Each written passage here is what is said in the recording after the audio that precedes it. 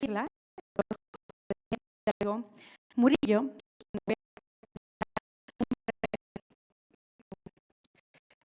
el doctor en Derecho por parte de la Universidad Panamericana de México. Es doctor honoris causa por la Federación Iberoamericana de Abogados. Cuenta con la acreditación en CONACYT, siendo profesor investigador nivel 1. Así también fue por 20 años juez de juicio oral en San José, Costa Rica, ocupando distintos escalafones como juez unipersonal y colegiado, como juez de juicio y apelaciones, como juez de justicia para adolescentes. Fue director académico también del Instituto Mexicano de Estudios y Consultoría en Derecho, INMEXUS. Es igualmente director de la revista INMEXUS sobre Derecho Penal y Procesal Penal, que incluye temas de criminalística y justicia para adolescentes. Así también es consejero internacional de la Federación Iberoamericana de Abogados. Ha publicado más de 65 libros en México, entre los que cabe resaltar actualmente la 5ª edición del Código Nacional de Procedimientos Penales de los Estados Unidos Mexicanos, comentado, así también hacia una teoría procesal en justicia para adolescentes, Sujetos de proceso acusatorio, un texto en Derecho Procesal Penal para la licenciatura de Derecho, con otros 14 autores más. El debido proceso en el proceso penal y un pequeño tratado de Derecho Procesal Penal de 5 tomos. Ha capacitado a magistrados, jueces, fiscales del Ministerio Público, defensores públicos, asesores jurídicos de las víctimas, abogados postulantes en los 32 estados de la República.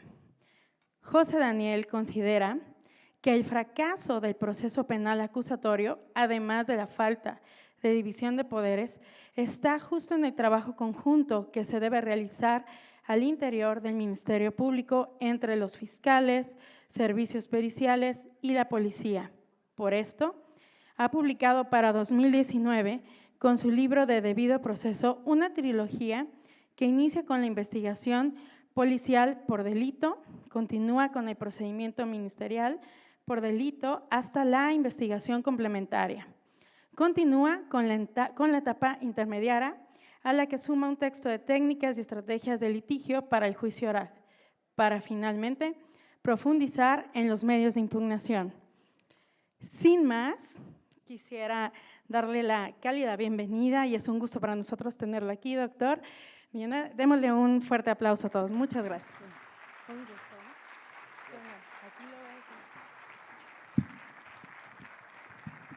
Claudia.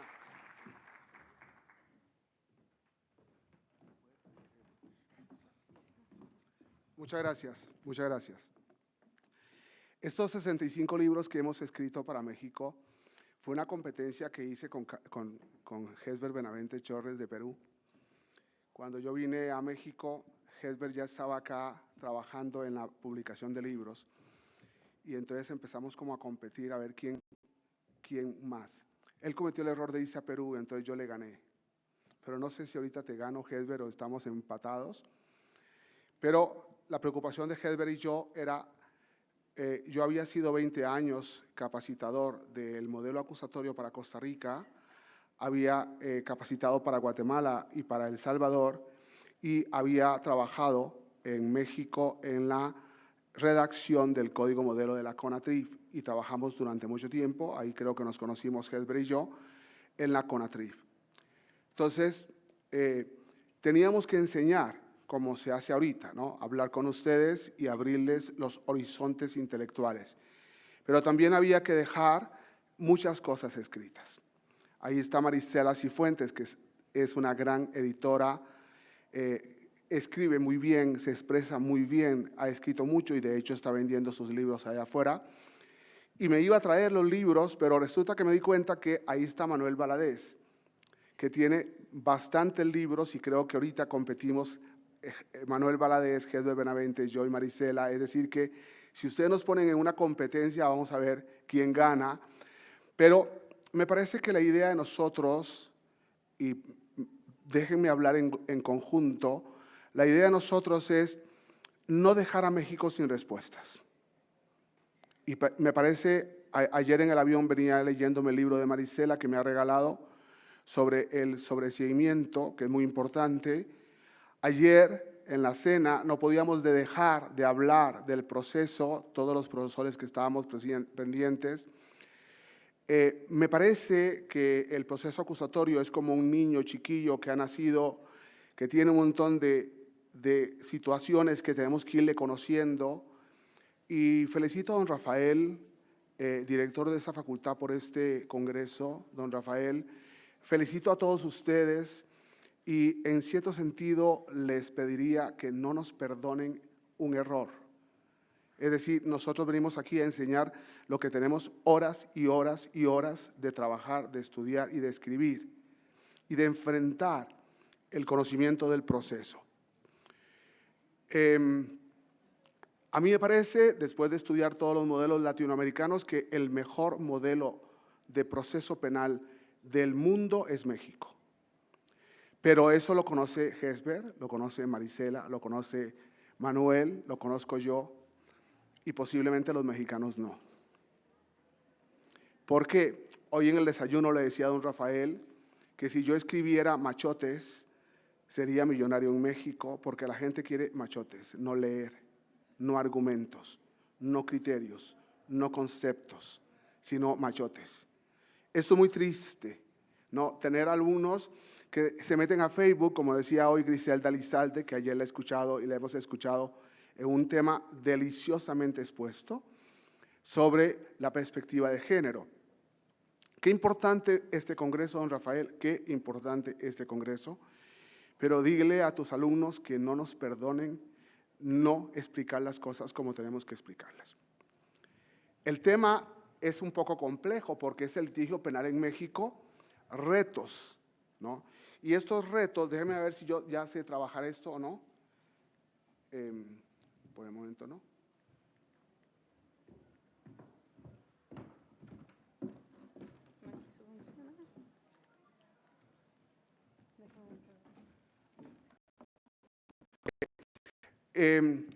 Es muy importante darnos cuenta de que, y perdonen que yo sea un poco negativo al principio, para poder tratar de plantearles el conflicto de retos y perspectivas del litigio. ¿Estamos bien? No. No. Aunque Manuel Valadez, el juez Manuel Valadez, o no sé, magistrado Manuel Valadez, o juez, me dijo una cosa que fue un golpe muy duro. La mayoría de los expertos en modelo acusatorio, principalmente a nivel latinoamericano y que vamos siguiendo el modelo latinoamericano, hemos hablado de un 10% de causas a juicio y de un 90% de causas en formas alternativas de solución de controversias. Y hablando con Manuel Valadez, me dijo Manuel Valadez que en Durango un 3% de causas en juicio. No sé si ese número oscila, pero un 3%. Con lo cual, si yo a ustedes les diera un curso de juicio oral, ustedes dicen, ¿para qué? Si el 3%, pues nunca iremos a juicio. Y entonces, por tanto, nadie va a un curso de juicio oral, pero aquí hay un elemento complejo, y es que México es el único país del mundo que tiene la audiencia inicial, de la que es experta mi querida Griselda Elizalde, el único país del mundo que tiene una audiencia inicial en la que hay desahogo de pruebas solamente de la defensa. Por ejemplo, en la audiencia parecida en Estados Unidos, que es la audiencia de lectura de cargos, hay que convencer al juez. En México, para que el juez se convenza, escucha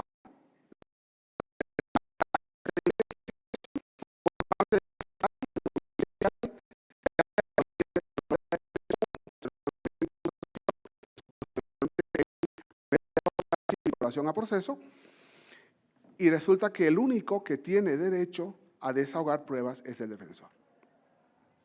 Si ustedes me preguntan a mí, en general, no, porque no puedo hablar en cuestiones específicas, ¿ha aprovechado México la audiencia de desahogo de pruebas, artículos 314, 315 del Código Nacional. ¿Ha aprovechado México el desahogo de pruebas por parte de la defensa para ganarle en esa primera audiencia al fiscal de Ministerio Público? Y mi respuesta es no, no. Si podríamos hablar, yo ahorita cuando Claudia me presentaba, yo decía, uno de los fracasos de México son dos. México, división de poderes. Cambia el gobernador, cambia el presidente del tribunal, cambian todos los magistrados, cambian todos los… Cuidado, México, cuidado. Tenemos que luchar, abogados, tenemos que luchar por la división de poderes. En México no hay división de poderes. El presidente actual tiene que respetar al Poder Judicial de la Federación y tiene que respetar al Congreso y al Senado de la República. Es muy importante esto. Y si nosotros no logramos romper con un problema de división de poderes en todos los 32 estados, se cambia el gobernador, se cambia el presidente del tribunal. México, esto no es división de poderes. Y si yo soy juez mexicano, tengo miedo de ser juez mexicano porque sé que ya cambió el presidente del tribunal, porque entonces el mandato viene del gobernador. Primera idea. Es una idea muy compleja. Yo decía que el fracaso es el Ministerio Público, y lo es, pero en parte porque el Ministerio Público es el gobierno en muchos casos. Y esa es una idea que hay que considerar que es fundamental.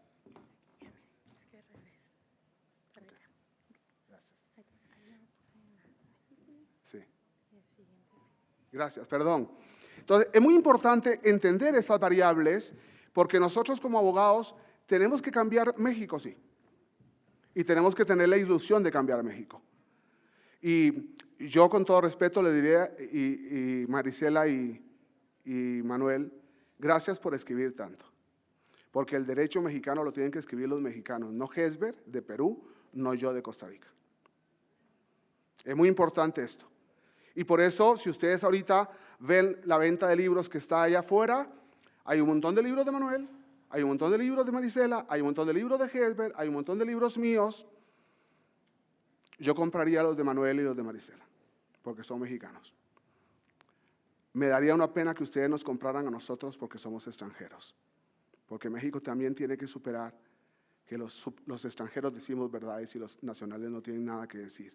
Y creo que lo hemos escuchado ayer, cuando hemos escuchado a Víctor, cuando hemos escuchado a Eric Rauda, cuando hemos escuchado a Griselda Elizalde. Es muy importante que tengamos el orgullo de ser mexicanos y que tengamos un sistema acusatorio como el de México, con unas variables, pero que podemos lograrlo si ampliamos, y me parece que es muy importante la segunda reforma constitucional mexicana del artículo 17, cuando decimos, nos dice el legislador constitucional, México, no sean formalistas, resuelvan el conflicto. En el artículo 17, párrafo 3. Déjense de formalismos. Estamos llenos de formalismos. Los jueces están llenos de formalismos que solamente demuestra incompetencia del juez, incompetencia del fiscal, incompetencia de la defensa, incompetencia del asesor jurídico. Y ustedes no me dejan mentir que hasta hoy en México hemos escuchado el asesor jurídico que hace, me adhiero. ¿No? O sea, un idiota que llega a una audiencia a adherirse a lo que dice el fiscal. Cuando la posición, y eso es muy importante que ustedes se lo pregunten en este Congreso, ¿cuál es la diferencia que hay entre la posición del asesor jurídico, que en cierto sentido tiene que preocuparse del daño, los efectos del daño, la reparación del daño, cuando la función del Ministerio Público es la acusación del hecho delictivo? Si el hecho delictivo no se logra probar por parte del fiscal, posiblemente el asesor jurídico pierde. Pero estaba en un juicio un día con Griselda Elizalde, que además es una juez valiosísima y que además es una juez que ha roto las formalidades, siendo una mujer muy formal. Y yo pues tuve que irme del juicio y le dije a Griselda después del juicio, Griselda, ¿qué pasó? Porque yo pensé que iban a absolver. Y me dice, no, lo resolvió el asesor jurídico. Y entonces me encantó esto. O sea, el asesor jurídico en el interrogatorio pésimo que estaba haciendo el fiscal salvó el caso y logró una condena en ese tema. Perdón este preámbulo para poder tratar de trabajar. La primera idea, señores, Helber y yo tuvimos un problema en México muy serio, ¿no? Oye, ¿les parece que Helber nos capacite? No, es extranjero de Perú. José Dani Hidalgo, sería bueno darnos un curso de pruebas de adolescentes. Acaban de salir 5 libros míos de adolescentes que se están vendiendo ahí, 5 tomitos en justicia para adolescentes, que es mi especialidad. No, es extranjero. Y entonces nos cerraron muchas puertas en todo el país. Somos extranjeros. Y sin embargo, por eso escribimos también, para enseñar que sabemos, que dominamos el modelo mexicano, que hemos redactado el modelo mexicano en muchos estados y que en concreto redactamos en parte y capacitamos en parte en el código modelo de la CONATRI. El proceso es norma. Por tanto, yo cuando doy una conferencia o cuando doy una clase tengo que enseñarles la norma mexicana. ¿No? Ayer Víctor decía una cosa que decimos todos: no más protocolos. Suprema Corte de Justicia, no más protocolos. No se esconda en los protocolos. La Suprema Corte de Justicia lo que tiene que dar es jurisprudencia valiosa sobre el sistema acusatorio, sobre los sistemas nuevos y no protocolos. Estamos llenando de protocolos. Hace unos días di una conferencia en Argentina sobre la policía y el chico que me invitó, que es de México, me mandó la ley y el protocolo. Y entonces le dije: oye, me estás mandando la ley y el protocolo es la misma, no sé qué diferencias hay. No, ninguna. Es que si no hacemos de la ley un protocolo, los policías no entienden, ¿no?, la diferencia. Entonces nos copiamos dos: la ley y el protocolo. Eso es muy fuerte. Y entonces resulta que nosotros hoy, vean que estoy empezando crítico, discúlpenme, por favor, pero hoy no tenemos en todo el país justicia para adolescentes a nivel federal, que es un mandato constitucional del 12 de diciembre del 2005 en México. No hay justicia federal para adolescentes. Por tanto, no tenemos ni magistrados ni ministros expertos en justicia para adolescentes, ni se aplica la ley para adolescentes, y siguen desde el 2005 hasta hoy los jueces de adolescentes locales realizando el trabajo que tienen que realizar los magistrados, ministros y jueces para adolescentes en México. Vean qué tema más complejo. Me parece que no es tan complejo como el de Griselda, que me impresionó ayer, cómo plantea el tema del empoderamiento o el empoderamiento en el tema de la perspectiva de género. Es muy complejo el tema. Pero qué pena poderle decir a un grupo de estudiantes y de profesores de la Universidad Juárez de Durango que desde el 2005, que debió darse en el 2006, no hay justicia federal para adolescentes. ¿Y dónde está el interés superior del adolescente o el interés superior de niñas, niños y adolescentes a nivel federal? Y entonces la Corte se excusa con un protocolo para niños, niñas y adolescentes, y con eso está tranquila. Cuidado con los protocolos, México. Cuidado con los protocolos, que escondemos bastante corruptelas a través de los protocolos. Pregunten ustedes cuánto vale redactar un protocolo, el montón de dinero que se nos va a un protocolo cuando no hacen falta. ¿Por qué? Porque para eso está la ley. Yo, en mi formación de abogado y en mi formación de juez y en mi formación de magistrado, constantemente tenía una idea, ¿no? Los jueces estamos obligados a la Constitución y a la ley. Los jueces estamos obligados a la Constitución y a la ley. Los jueces estamos… Cuando un juez te pida un protocolo, cuando un litigante le exija al testigo o al perito qué dice el protocolo, córtenlo.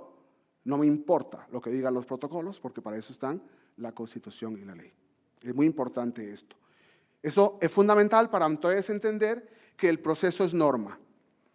Y por eso, si ustedes, cualquiera se levanta y me hace una pregunta, yo tengo que saber la norma, porque yo no vengo a dar sistema costarricense, sino que vengo a dar sistema mexicano. Esto es fundamental. Y entonces, cuando nosotros estamos tratando de entender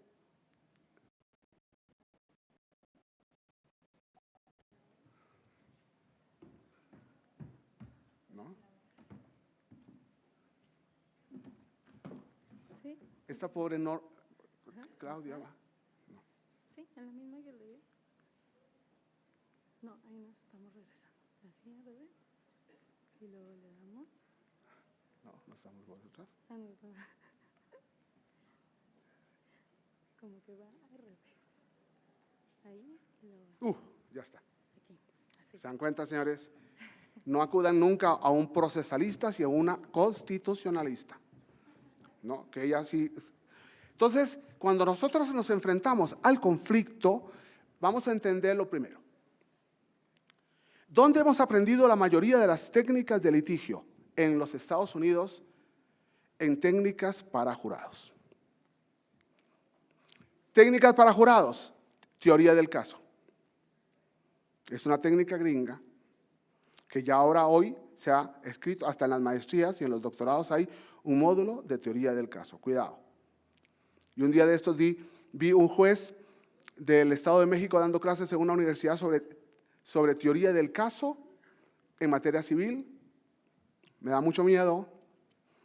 La teoría del caso es para jurados. Es el modelo de argumentación más bajo que tenemos en el proceso civil, penal, mercantil del mundo. Y le estamos dando ya ahorita teoría del caso para civilistas, teoría del caso para mercantilistas, teoría del caso para laboral, teoría del caso para el derecho penal.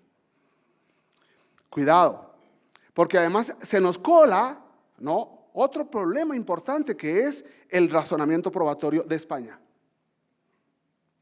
De abogados que no tienen técnica de litigio para absolutamente nada y que no han litigado en su vida. Nos están enseñando cómo se tiene que dictar una sentencia y cómo tenemos que valorar la prueba. Es muy interesante porque tenemos además el método NITA para la defensa en los Estados Unidos. Miles y miles de abogados de Latinoamérica y de México viajando a los Estados Unidos para tener un título que se llama maestría al estilo gringo, en donde no tenemos más que chopping, chopping y chopping y algunas técnicas para aprender.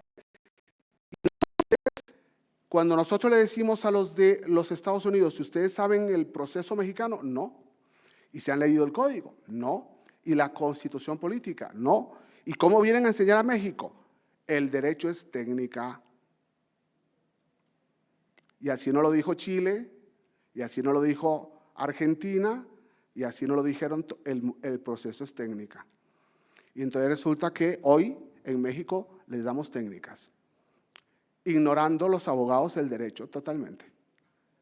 Y es muy importante que ustedes, perdón si pongo en jaque a los profesores de esta universidad, que creo que no, si tienen este congreso, pero los alumnos simplemente tienen que hacerle una pregunta. Profesor, usted me está explicando esto, ¿en qué artículo se basa? ¿En qué artículo? Fundar y motivar. Lo hemos aprendido en México desde el principio con el artículo 16, primer párrafo. Fundar y motivar. Profesor, funde y motive, dígame el artículo. Y si el juez o el profesor, perdón, si el profesor en la facultad me está enseñando técnicas y técnicas y técnicas, técnicas de objeción, técnicas de teoría del caso, técnicas de litigio, entonces dame el fundamento mexicano. De lo contrario, tengo un mal profesor. Es muy fuerte esto, pero bueno, me han pedido esta conferencia a Manuel Balaez. Tenemos el tema del método policial. Vas a todos los estados y cómo funcionan los laboratorios. Estamos siendo acreditados por los Estados Unidos. Vaya. ¿Y qué tal los Estados Unidos? Bueno, nos dan unas maquinarias que no sabemos cómo funcionan. Cuando necesitamos repuestos, pues ellos tienen que ayudarnos y ahí es cuando nos cobran como las fotocopiadoras, ¿no? Que son baratísimas, pero cuando ya necesitas el tóner para imprimir un cartel, ¿no? Esa fotocopiadora, etcétera. Entonces nos vamos dando cuenta que tenemos capacitación policial. Pero señores, ¿cuál es el problema de tener capacitación policial? Que en Estados Unidos el policía es el único que puede investigar, el fiscal no puede llegar a la escena de crimen porque se convierte en testigo. Los pueden llegar a ser testigos en el modelo norteamericano. Y la policía con el apoyo de servicios periciales, usando el mismo concepto mexicano. Y entonces, ¿qué ocurre? Que estamos capacitando a la policía desde la policía de los Estados Unidos cuando la capacitación del modelo norteamericano es totalmente distinto desde el punto de vista policial. ¿Quién manda en la investigación policial en Estados Unidos? La policía. En la investigación por delito, la policía. ¿Quién manda en México? Artículo 21 constitucional. La investigación de los delitos corresponde al Ministerio Público. Y a las policías que actuaban bajo control y mando del Ministerio Público.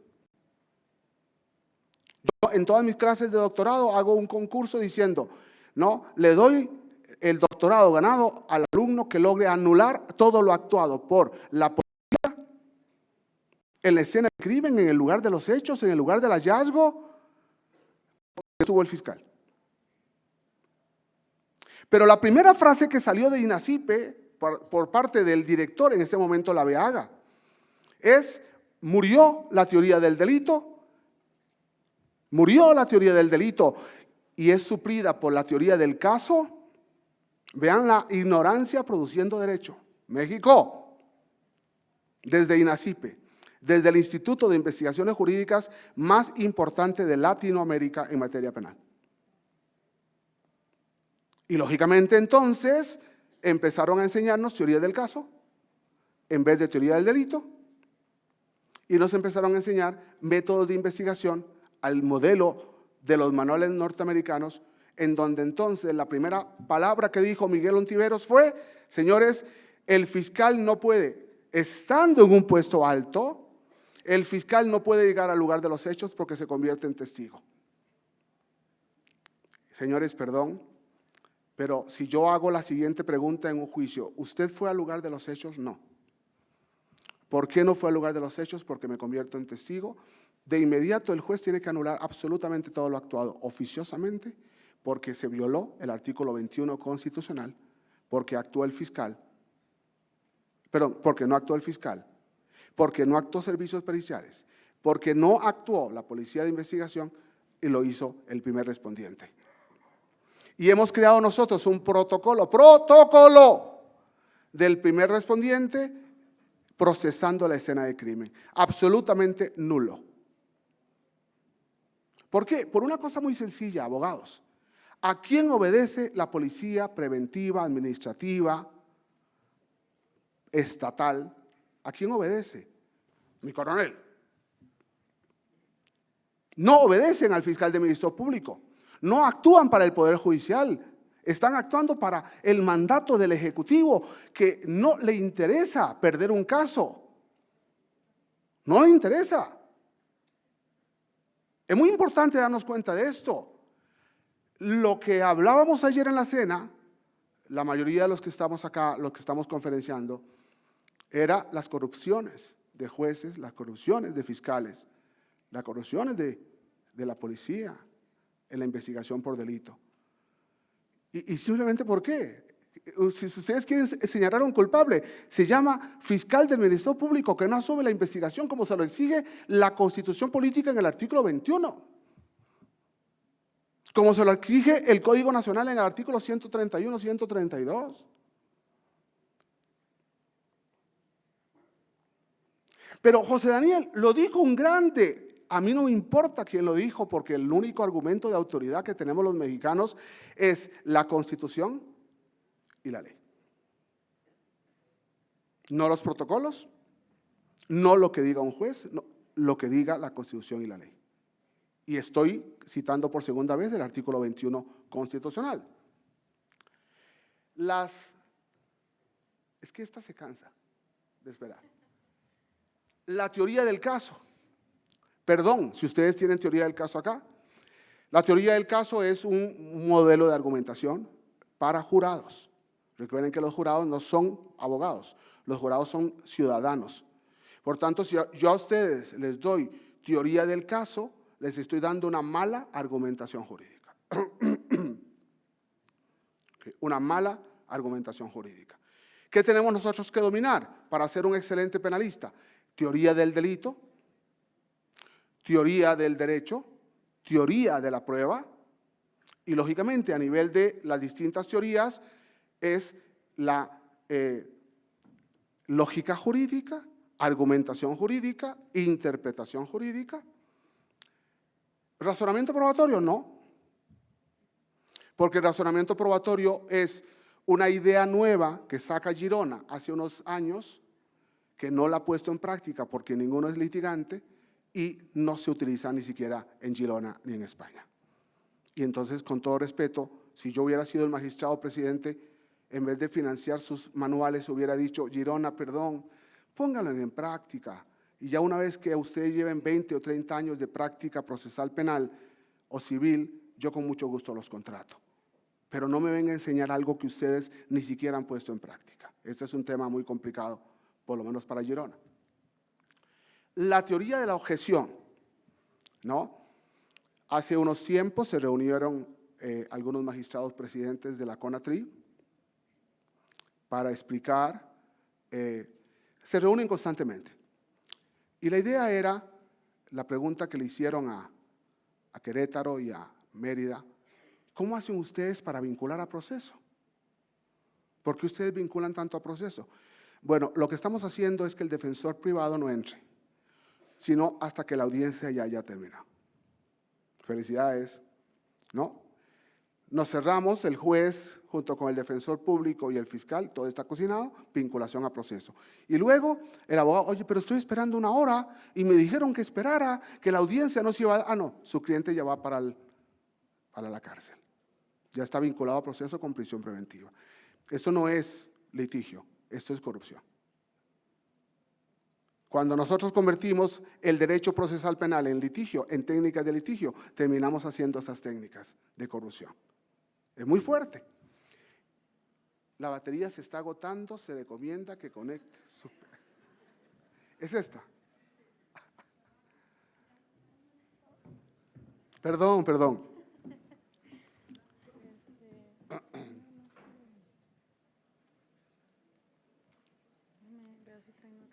Ok, perdón.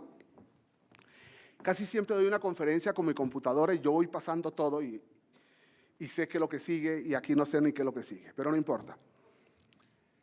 Lógicamente, cuando tenemos teoría de la objeción,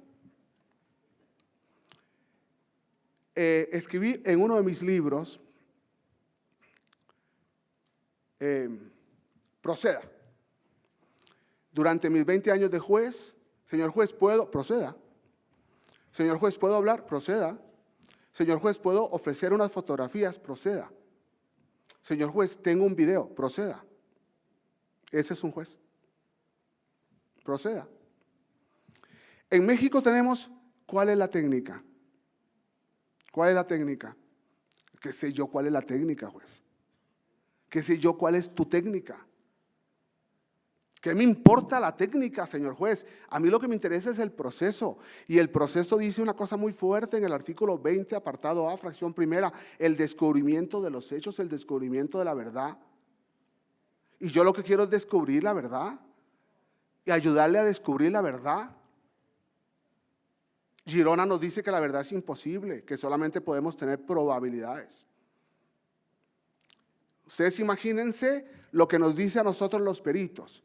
José Daniel, ¿cómo podemos nosotros decir que el cuerpo muerto está medio muerto, un cuarto muerto, 3/3 de muerto? Que la bala que le atravesó el corazón entró a la mitad, un cuarto de mitad, una partecita de la mitad. Y entonces empezamos a darnos cuenta de la tristeza de que Girona nos diga: no hay verdad, en el proceso no puede haber verdad. Y por eso es muy importante que nosotros como abogados digamos y nos hagamos una pregunta para el próximo lunes al maestro: ¿qué es la verdad? ¿Y cómo se llega a la verdad? Ayer Víctor decía: no hay certezas en el derecho, no hay certezas. Lo que pasa en México con la certeza es que los filósofos de la UNAM han considerado que la certeza es un grado subjetivo de la verdad. Otros dicen que la verdad es imposible, por ejemplo Girona. Ustedes consideran que la verdad es imposible, no podemos condenar nunca a los jueces si no hay verdad. ¿La mató o no la mató? ¿La violó o no la violó? ¿La penetró carnalmente, si queremos hablarla? ¿Le robó el coche o no le robó el coche? Si no hay verdad, no puede haber sentencia de un juez en materia penal. Entonces veamos el problema de negar la verdad para explicar la verdad. Veamos el problema de negar la verdad para aplicar la verdad en el proceso. Y entonces, vámonos, ¿cuál es la verdad? Discutíamos un día estos con Hesbert Benavente en Chiapas. ¿Cómo definimos la verdad? La verdad está definida desde el siglo XIII con la frase latina adequatio rei ad intellectus, la adecuación de la inteligencia a la realidad. Claro, si aquí hay una mosca y yo les digo, ¿la están viendo? Nadie la vio, ni yo. Porque la maldita mosca anda por todo lado, es una realidad compleja. Hay realidades complejas. Adequatio rei ad intellectus es la verdad. Santo Tomás de Aquino, aunque es mucho más atrás, pero el que la hace famosa es Santo Tomás en latín. La adecuación de la inteligencia a la realidad. ¿Qué es la verdad? La realidad. ¿La mató o no la mató? Sí. ¿Está muerta o no está muerta? Sí. ¿La hizo acompañado o con otro? Vámonos a enfrentar constantemente, vamos a enfrentarnos constantemente a la verdad. ¿Ok? Y si no tenemos verdad, ningún juez en materia penal puede condenar en su vida. Tenemos que tener la verdad y eso es muy importante. Entonces, nosotros tenemos primero que tener un concepto de verdad y tener la capacidad de decir que la verdad es posible. Es posible. Cuando hablábamos de los norteamericanos, en que cualquier persona que llegue a la escena de crimen se convierte en testigo, Estados Unidos juega con los testigos de oídas y los testigos de referencia, es decir, los mirones, los que llegan ahí que podrían ser testigos. Y entonces veamos cómo la verdad se va construyendo a través de formas equívocas o erróneas o equivocadas. Y nosotros tenemos que ir tratando de trabajar. Gracias.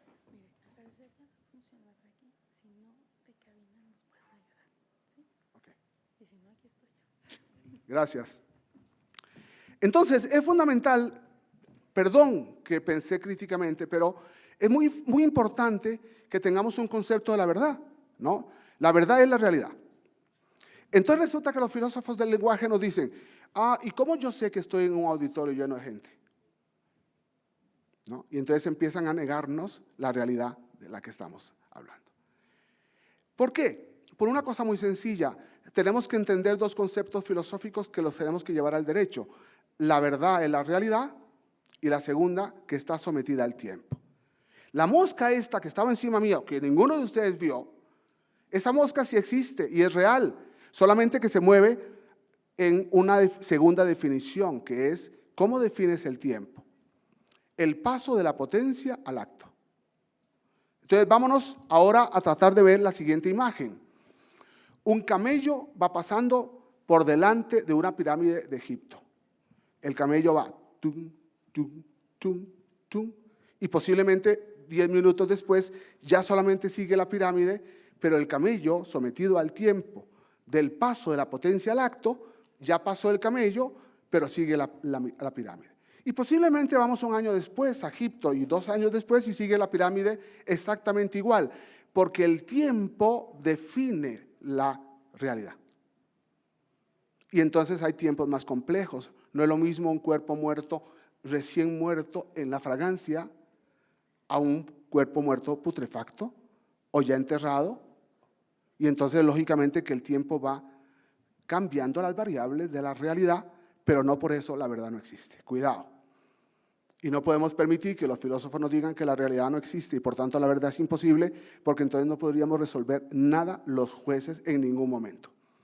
¿Me entienden esta idea? Vea qué fundamental es para darnos cuenta de que la última teoría que entra es el razonamiento probatorio, con un libro financiado por la Suprema Corte de Justicia de la Nación, con un segundo libro financiado por la Suprema Corte de Justicia de la Nación y mandado en digital a todos los jueces, con lo cual hay un mandato de la Corte. Así quiero que se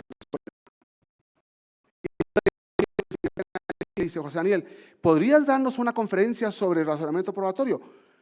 Pues con gusto, pero yo creo que no hace falta. ¿Pero es que es obligatorio? No, no es obligatorio. Todavía no tenemos una tesis obligatoria sobre el razonamiento probatorio en México.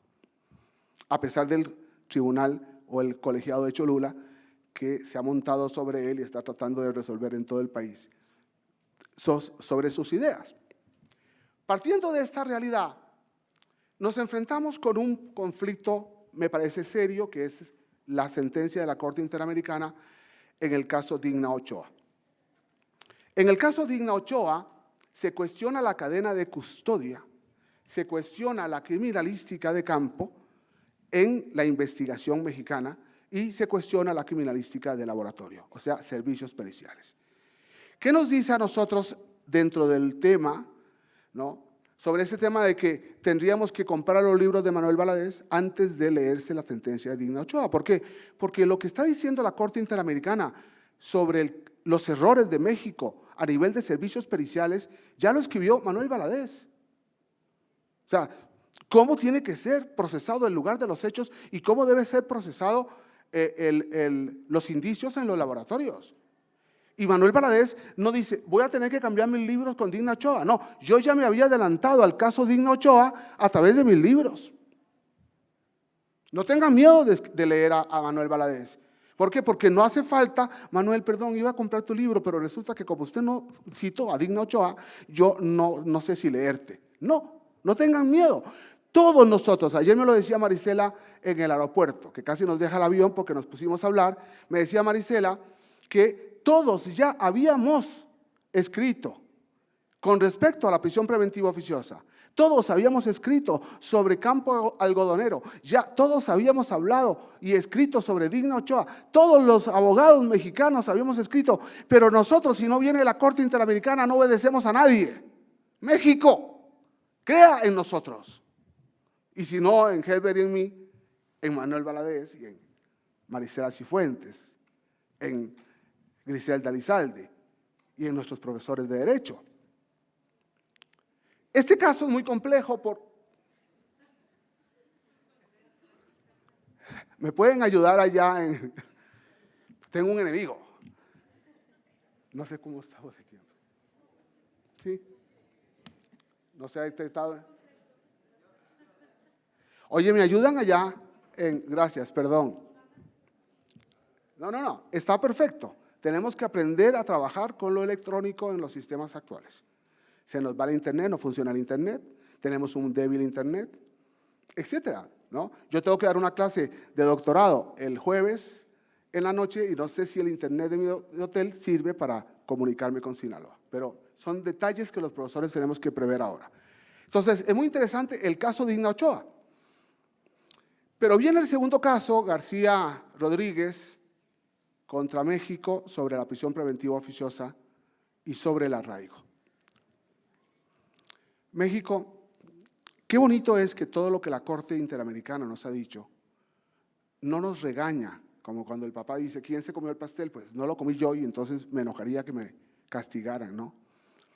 No, tenemos en INACYPE, tenemos en jurídicas, tenemos en las universidades autónomas profesores de alta categoría, y debo saberlo, no conozco a los profesores de esta universidad, pero debo pensar con estos congresos y con este impulso que ustedes dan, de que ustedes tienen una calidad de profesores muy importante y que además la razón de estos congresos es poder tener mayores insumos, ¿no? Yo pensaba ver mi curso con videos, que es mi estilo, y no se pudo. ¿Por qué? Porque lo electrónico tiene sus limitaciones desde el punto de vista de un maestro.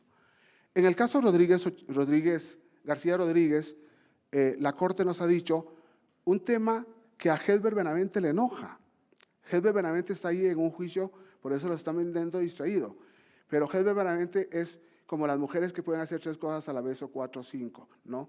Tender la cama, lavar a los niños, hacer el desayuno y mandarlos a la escuela. Entonces tiene un juicio en este momento en Perú y por eso está con la computadora. Espero que se dedique completamente a nuestra conferencia cuando la dé. Pero Herbert Benavente, ¿no?, decía, la Suprema Corte de Justicia de la Nación tenía antes del caso García Rodríguez, antes de la Corte Interamericana, tenía un caso, tenía una serie de casos en los que la primera sala o la Corte Suprema hubiera dicho, señores, es inconvencional, como lo dijo la Corte Interamericana, la prisión preventiva oficiosa. Te estoy viendo ahí, me encanta verte, señor juez. Es muy importante esto. que nos demos cuenta de que antes de que la Corte nos destroce, había algún mexicano o una cantidad de mexicanos que ya habían dicho las cosas respecto al tema. Por eso, este caso nos lleva a la primera pregunta. ¿Debe la Fiscalía separarse del Ministerio Público, como nos lo manda el caso Digna Ochoa versus México? Porque esto va a influir en el litigio. ¿Okay? Tenemos una experiencia muy bonita, me parece valiosa, que es el Instituto Jalisciense de Servicios Periciales en Jalisco, que es un órgano autónomo de la Fiscalía, presta servicios a los particulares y también a la Fiscalía, presta servicios a civil, mercantil, familiar, principalmente en el tema de ADN, con lo cual entonces es muy interesante saber que tenemos una experiencia, es decir, que la experiencia de Digna Ochoa versus México no nos está complicando porque tenemos una experiencia que es Jalisco. Tenemos una experiencia. Tenemos una experiencia mala, Yucatán. El gobernador de Yucatán sacó una ley negociada con magistrados, en la cual la investigación del delito en escena de crimen lo asumía la Secretaría de Seguridad. Y entonces yo puedo hacerles un examen a ustedes ahorita y me van a responder todos en grupo. ¿Puede la Secretaría de Seguridad de Yucatán asumir el lugar de los hechos? No, es inconstitucional el artículo 21, porque la investigación de los delitos corresponde al Ministerio Público y a las policías que actúan bajo control y mando del Ministerio Público. José Daniel, entonces todo lo que se está produciendo en Yucatán es inconstitucional, ¿sí? ¿Y lo están alegando los abogados defensores? No. ¿Y por qué no? Porque si lo apelan aquí, el tribunal no acepta, porque el tribunal está de acuerdo con la legislación yucateca. Es una corruptela institucionalizada.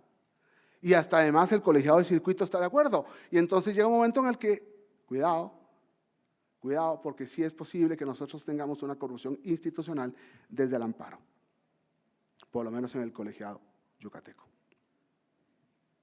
en el que no se admite ninguna nulidad, a pesar de que la policía que investiga en Yucatán es una policía que hace lo siguiente, y lo voy a decir nada más una vez: si hay relojes, dinero, laptops y celulares, se roban todo y pasa a la policía ministerial. Si no hay nada, pasa a la policía ministerial. Yucatán, la ciudad más tranquila del mundo, según las estadísticas manipuladas de Yucatán. Perdón, abogados. Una vez en una conferencia en Yucatán yo estaba diciendo, y me levantó la mano una abogada y me dice: José Daniel, a ver, ¿dónde están los fondos de la víctima? Pues pregúntale al presidente del tribunal. No, te lo pregunto a ti. Me encantó, ¿no? Soy feminista, ¿eh? La mujer no supera. Y cuando la pregunta viene de una mujer hay que responderla. El presidente del tribunal se reparte el dinero a las víctimas todos los años a los magistrados en un bono. Se levantó un consejero y me fue a acusar. Y me dijo el presidente: José Daniel, usted no puede venir aquí a Yucatán a hablar mal de mí. No he hablado mal de ti, estoy hablando de un acto de corrupción. Y si no lo digo, soy un hipócrita. Pero después dije otra cosa: ese repartir el dinero del fondo de víctimas en Yucatán se repite en todos los estados de México.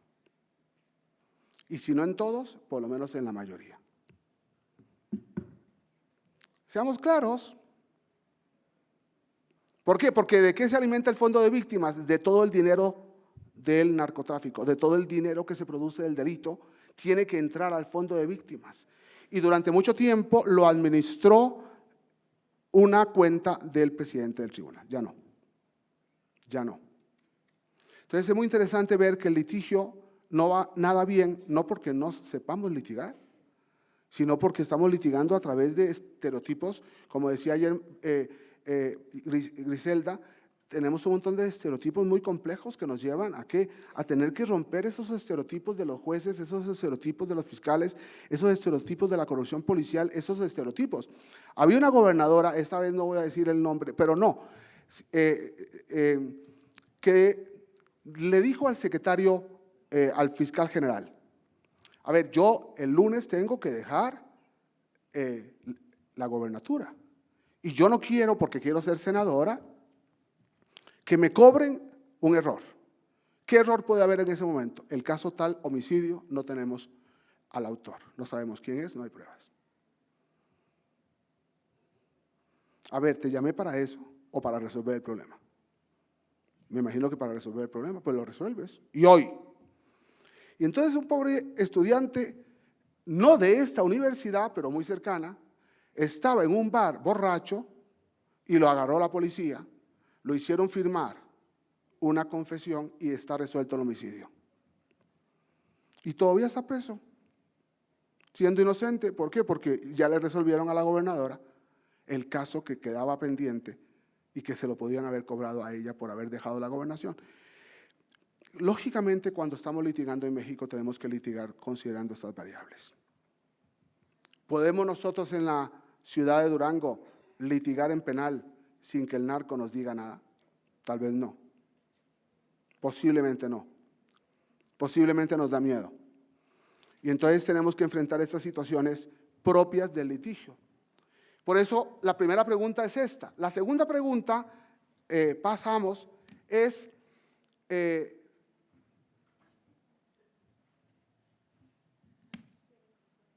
¿es posible un mejor proceso de investigación con periciales públicas autónomas? ¿Jalisco? O la siguiente pregunta, mesa.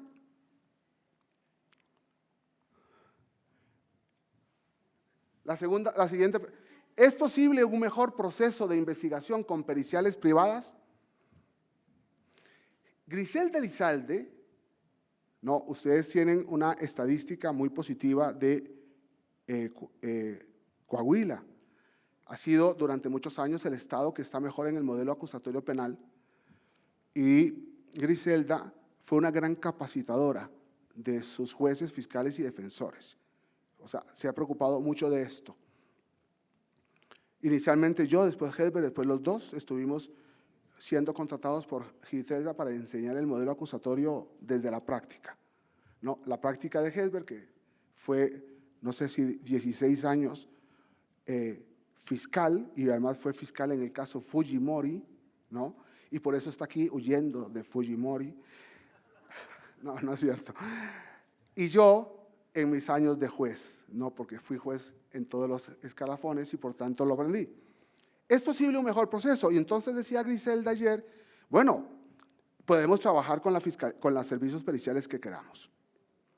A mí me parece, porque yo amo el Ministerio Público, que pierde, o sea, se debilita el Ministerio Público si no tiene sus propios laboratorios.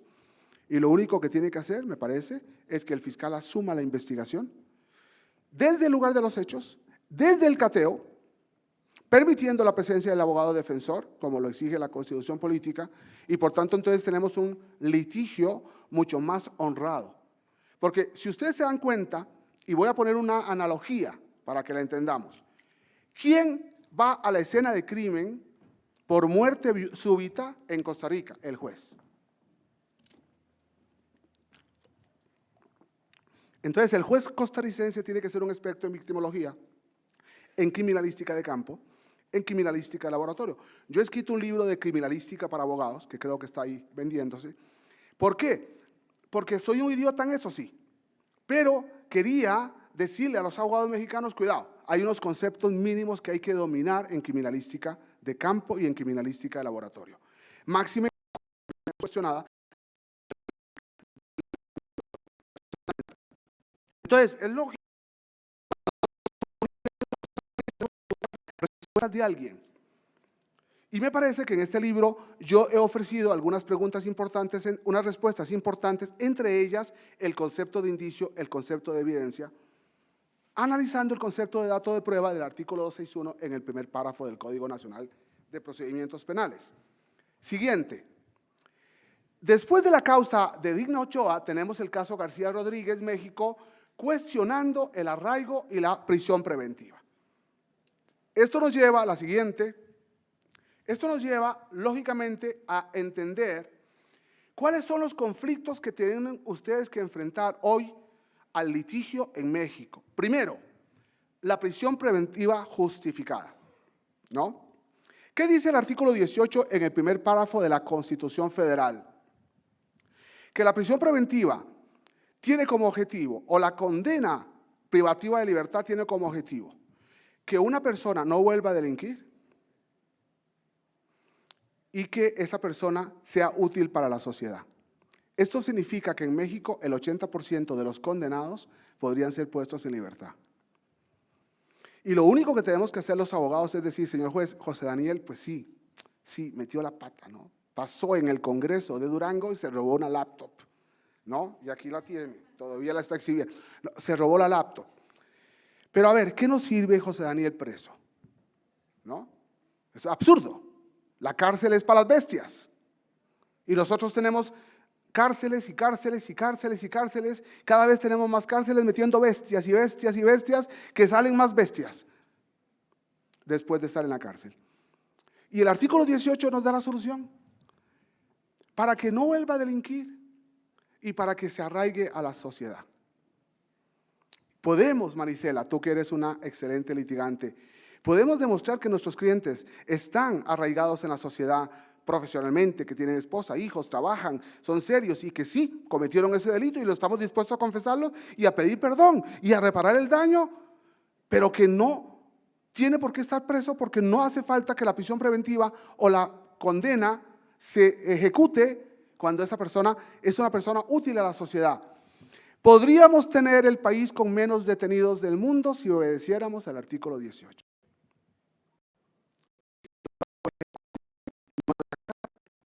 Juez, ¿por qué usted cuando recibe a los detenidos, condenados, no los pone en libertad? Es que tengo que obedecer, ¿qué? La ley y la Constitución, ¿qué? Haga control difuso. Haga control difuso y le dice, mira, José Daniel, ya devolviste la laptop, el estudiante de Durango está feliz, ya recuperó su laptop, además se quedó con todos tus archivos, con lo cual tiene un montón de libros acá, tengo 70 libros en mi computadora, con lo cual, feliz. Y por otro lado, pues usted es un trabajador, gracias, das conferencias en los congresos, gracias, y me parece que tienes arraigo en el país, por tanto no te vamos a dejar preso, gracias. Pero vas a dar clases a los chicos de la escuela en educación cívica y aprender derechos humanos. Perfecto. Si quiere todo el país. ¿Por qué me meten a la cárcel? ¡México! Si el 18 dice que no. Tenemos una constitución pintada de vez en cuando porque es una constitución preciosa. Preciosa.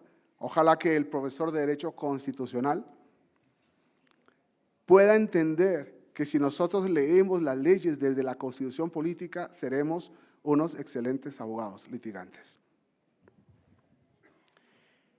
Prisión preventiva oficiosa. Seguimos.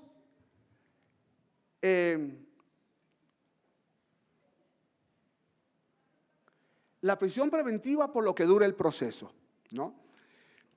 El juez de control mexicano ordena la prisión preventiva por lo que dure el proceso.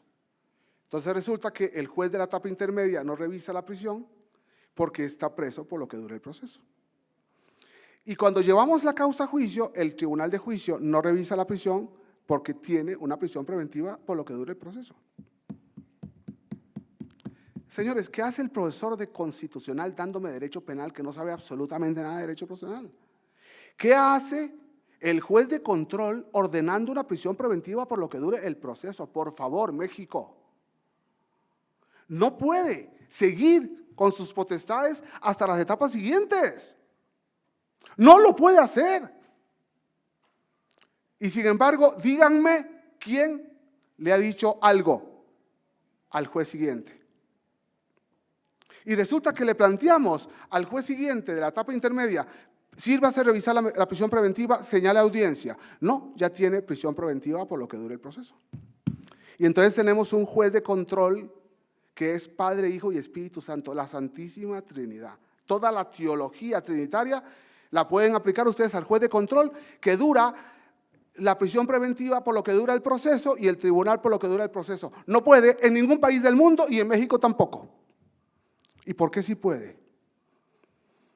Retos y perspectivas del litigio mexicano. Esa es mi conferencia. Lógicamente, seguimos.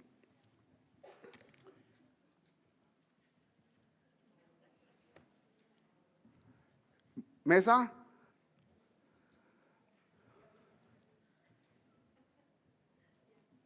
Fragancia versus nulidad. Señores, si yo les preguntara a usted, voy a preguntar y voy a responder yo, ¿no? ¿Por qué se detiene por fragancia? Por señalamiento de persona, ¿no? ¿No es cierto? Nunca la Constitución Política de 1917 ha dicho que la fragancia es por señalamiento de persona.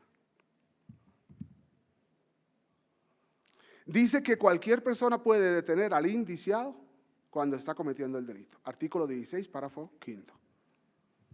Cualquier persona puede detener al indiciado, es decir, aquel que es señalado por los indicios. Pero aquí quiero contarles una anécdota de 2 segundos, la historia, ¿no? Helber, a ver si estudiamos con Manuel y con estudiar la historia del proceso acusatorio. Yo voy a las audiencias mexicanas y lo primero que dice el abogado, señor juez, pido que se ponga en libertad a mi cliente porque nadie lo señaló, porque no hay nombre de persona que lo señale. Y entonces vinieron los jueces federales que entraron tardíos, 2016, el código del 2014, el proceso de 2004, de 2008. Llegaron tardíos los jueces federales que tenían capacitación de Chile, que llegaron a enseñar técnicas porque ellos no estaban dispuestos a enseñar derecho. Y entonces resulta que los jueces estos decían, no hubo señalamiento, no hay fragancia, se violó los derechos del imputado y se anula toda la prueba. Impunidad mexicana de los jueces federales, benditos ellos. Pero, ¿dónde dice la Constitución Política en el 16 Constitucional, párrafo 5, que se necesita señalamiento de persona para que haya fragancia? En ninguno. ¿Algún día? No. ¿Alguna mañana en la que los diputados se levantaron trasnochados y pusieron señalamiento? No.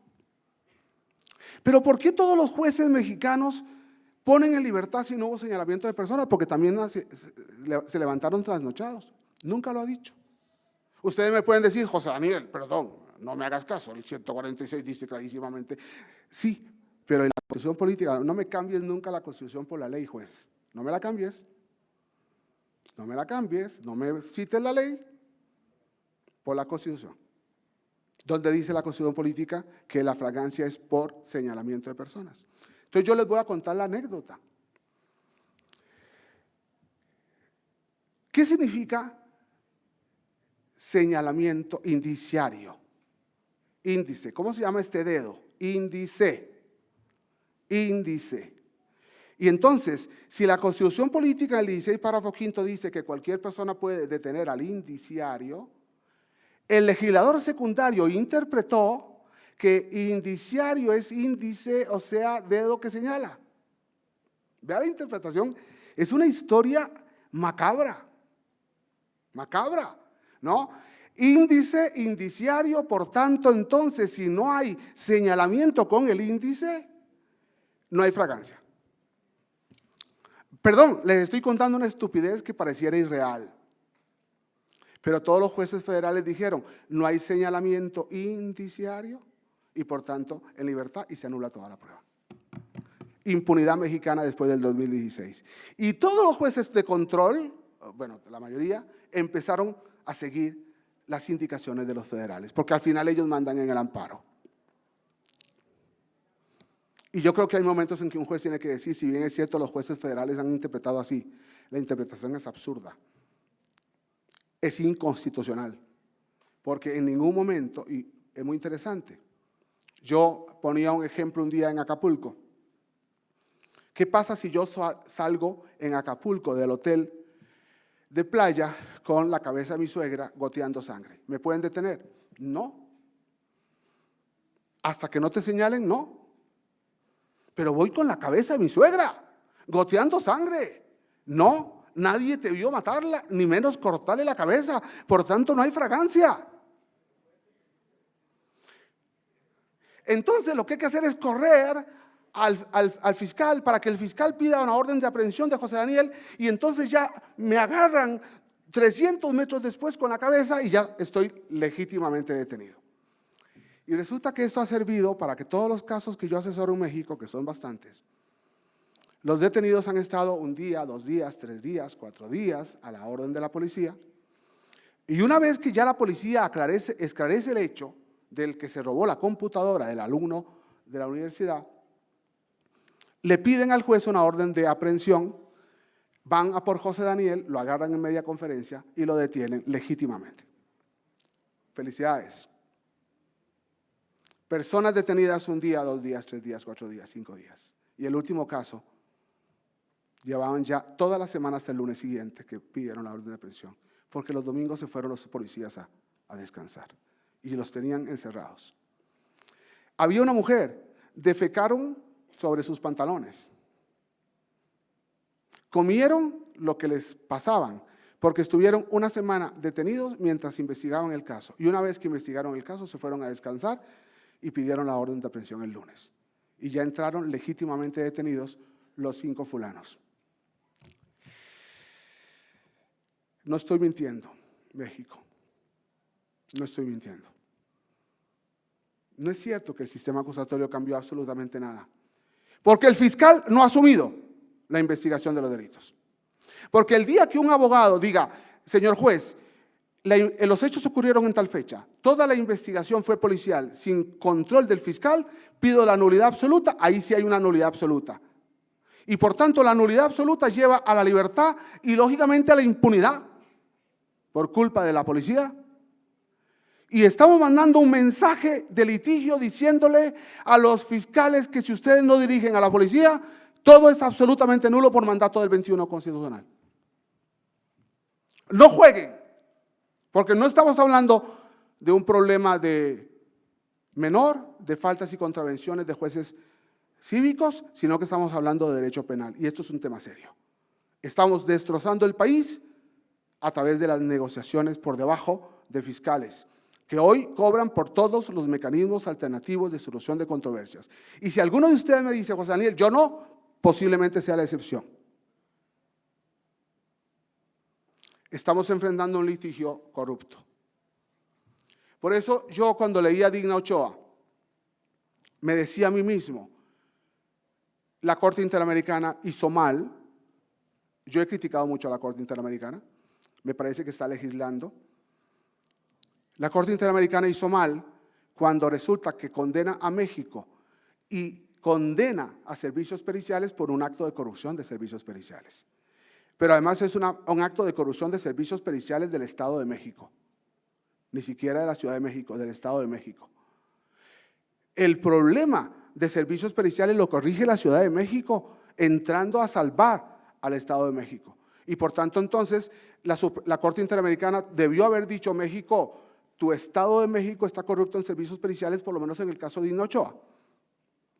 Pero como estar corrupto no es un problema de derechos humanos, sino es un problema de corrupción, entonces yo no puedo decirles a ustedes en la sentencia de Digna Ochoa que tienen que separar servicios periciales de la Fiscalía, porque no es un tema de derechos humanos. Yo no puedo, como Corte Interamericana, resolver un problema de derechos humanos simplemente porque una servicios policiales obedeció al gobernador en un caso concreto. Es muy importante entender estas realidades, por lo menos en mi criterio, en la interpretación de Digna Ochoa. Seguimos. Lugar del hecho sin Ministerio Público. Creo que adelanté esto. El Ministerio Público tiene que estar en todas las muertes súbitas. El Ministerio Público tiene que estar en todas las personas detenidas. Y entonces vamos a tratar de entender una figura que creo que no hemos entendido en México, que es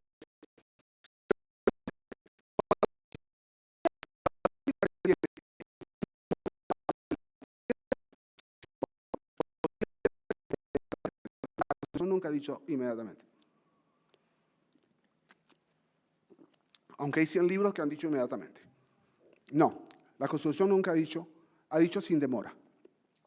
Cuando la primera sala ha interpretado inmediatamente, porque no interpreta sin demora, dice que podría ser depende de la distancia. ¡No! Dice sin demora. Jueces, no me cambien la ley. No distingan donde la ley no distingue. Eso lo hemos dicho a nivel de teoría del proceso. Jueces, no me alarguen las leyes en el litigio, como lo están haciendo hoy, ¿no? Denegándole la prueba a la defensa en juicio. Es muy importante darnos cuenta del montón de errores y hacérselo ver a los jueces A, B, C y D, a los fiscales J, K, L, F, hay que decir los errores. Y entonces, claro, cuando llegamos al proceso y nos damos cuenta que estamos haciendo las cosas mal, el juez trata de resolver a favor del Ministerio Público. Jueces que están coludidos con el Ministerio Público para resolver coherentes. ¿No? Ayer nos hablaba Víctor de 6 millones de pesos para resolver en contra o a favor. Y todos sabemos perfectamente que quieres un abreviado, $500,000 de pesos. Quieres una conciliación, deposite 10,000 pesos. El negocio del sistema. Estuve con Fix, antes de morir, con Fix Zamudio, en la oficina. Y entonces le dije que yo estaba redactando con otros magistrados el código modelo de la CONATRIF.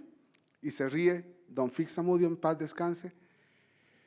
¿Y están aplicando criterios de oportunidad? Sí.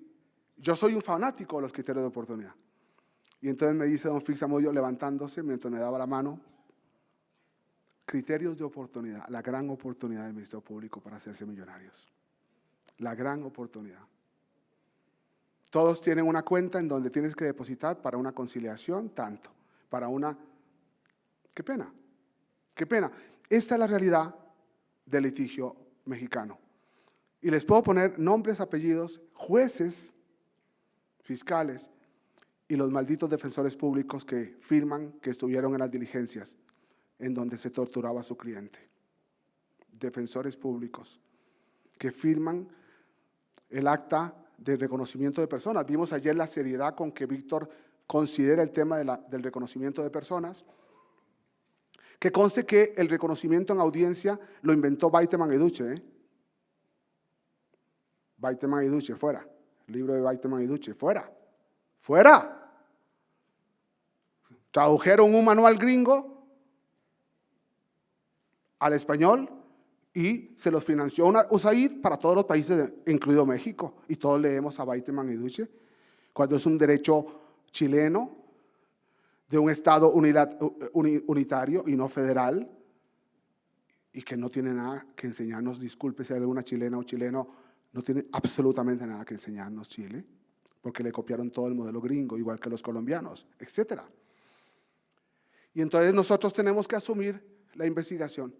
Si el fiscal del Ministerio Público ha asumido la investigación desde el principio, desde el lugar de los hechos, entonces la detención sin demora es muy sencilla. Porque nosotros interpretamos, pero ¿cómo puede ser sin demora? La única forma en que pueda ser sin demora es que la policía coja al imputado, lo meta al auto de patrulla y lo lleve a la fiscalía. Pero antes hay que hacer una diligencia con la jurídico, pero antes hay que llevarlo al volcán Popocatépetl, desnudar al pobre y decirle, corra, cabrón.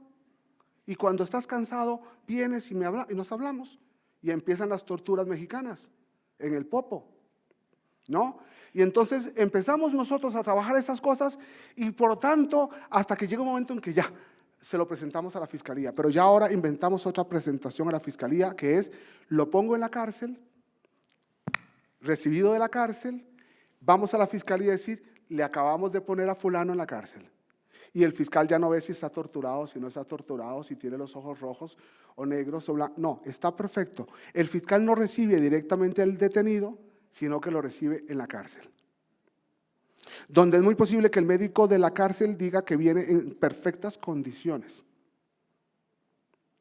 Abogados defensores, y usted acepta ese documento y no va a la cárcel a hablar con tu cliente a ver cómo está, ni le tomas fotografías.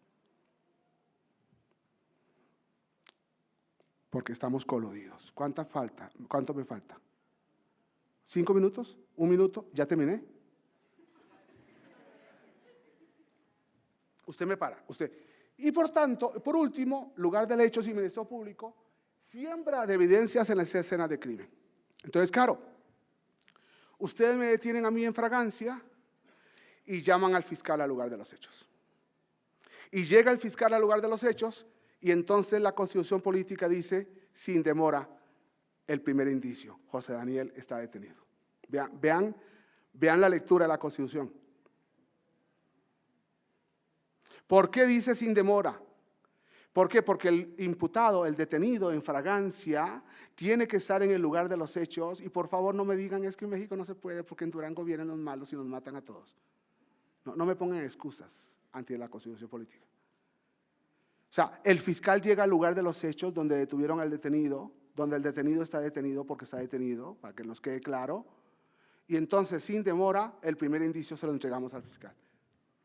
Y el fiscal le dice, tiene derecho a guardar silencio. Todo lo que diga será usado en su contra, tiene derecho a un abogado defensor. Y ahí mismo le da su celular, llama al defensor y el defensor llega al lugar de los hechos. ¿Dónde en México se hace esto? En ningún lugar, ni tampoco en Durango. ¿Estamos? No me cambien la lectura de la Constitución, no me la cambien. Por eso dice sin demora. Porque el fiscal tiene que venir a recoger al indicio más importante que se llama imputado. Y por eso sin demora. No puede el policía llevarse al imputado, menos llevárselo a la cárcel, menos ni hacer diligencia, ni llevárselo al popo, ni nada. Tiene que ponerlo a la orden del fiscal porque el fiscal tiene que llegar al lugar, ya sea por cateo, en la detención de cateo, ya sea por la fragancia, ya sea por la orden de aprehensión. Gracias. Estamos entendiendo el proceso mexicano desde la Constitución Política, por favor. Y si alguno duda, lean, para que nos demos cuenta de que el legislador secundario ha hecho las cosas un poco distintas.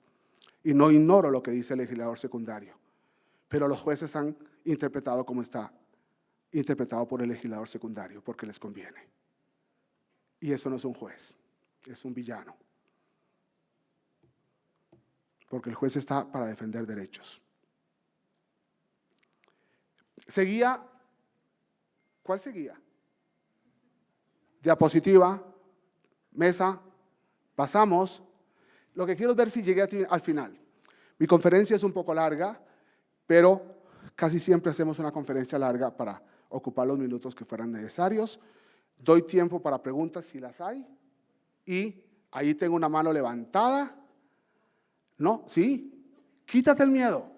No hay cosa más linda para un conferencista que una pregunta de mujer. Ok. Perdón que haya sido negativo, pero estoy diciendo cómo es el litigio actualmente en el modelo acusatorio. Espero no haberme callado ninguna, porque me enojaría haberme callado alguna de las malas. Muchas gracias.